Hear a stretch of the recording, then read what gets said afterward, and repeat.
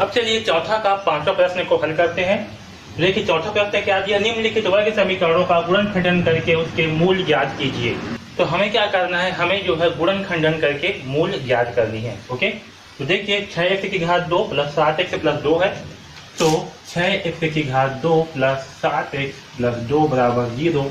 यहाँ पास a बराबर क्या होगा 6, ठीक है, b बराबर होगा 7 और c बराबर होगा 2। ओके, तो यहाँ से AC का मान क्या होगा, तो AC का मान होगा 6 इंटू 2 यानी कि 12। तो हमें जो है 12 को ऐसे दो भागों में तोड़ना है कि आपस में जोड़ने पर या घटाने पर 7 प्राप्त हो और गुणा करने पर 12 प्राप्त हो। ओके, तो देखिए हम इसे कैसे तोड़ेंगे। तो इसका भाज्य गुणनखंड आया है 2 इंटू 2 इंटू 3, तो अगर 2 2 4 करते हैं और प्लस 3 करते हैं तो जोड़ने पर हमें 7 प्राप्त होगा और गुणा करने पर हमें 12 प्राप्त होगा। ओके, यानी कि हम 7 के स्थान पे क्या लिखेंगे, 4 प्लस 3 लिखेंगे। ओके, इस वाले पार्ट को आप चाहो तो लिख भी सकते हो और नहीं भी लिखोगे तब भी कोई दिक्कत नहीं है, ये जो है ऐसी है ना। आप डायरेक्ट इसको यहाँ पास से हल कर सकते हो। तो ये होगा 6x की घात 2 प्लस 7 के स्थान पे क्या लिखने वाले हैं हम, 4 प्लस 3, यहाँ होगा 4 प्लस 3 x प्लस 2 बराबर 0। ओके, अब देखिए यहाँ पास क्या होगा, 6x की घात 2, 4 इंटू एक्स तो क्या प्राप्त होगा हमें 4x और 3 इंटू एक्स तो हमें क्या प्राप्त होगा 3x।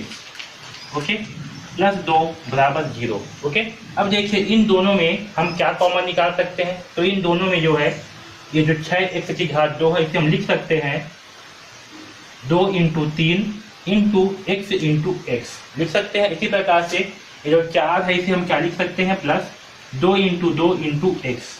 ओके, और यहाँ पास आपका 3x को 3x ही रहने देंगे और 2 को 2 ही रहने देंगे। ओके, अब देखिए इन दोनों में क्या उभयनिष्ठ है, इसमें भी 2 है और इसमें भी 2 है, इसमें x है और इसमें भी क्या है, x है।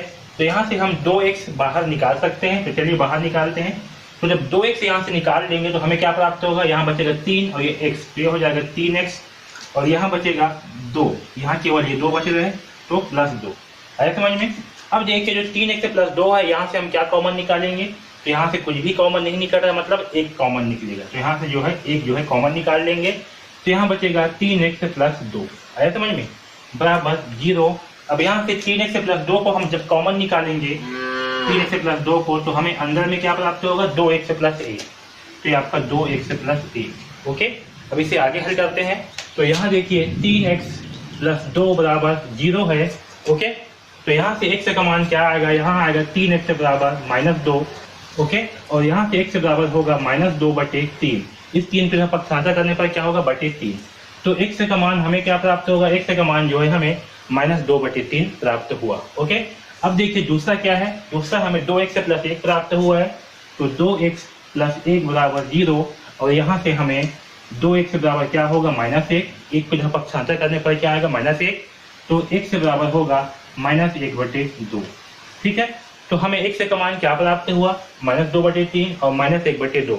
अतः इस समीकरण का मूल x बराबर क्या होगा, -2/3 व -1/2 होगा।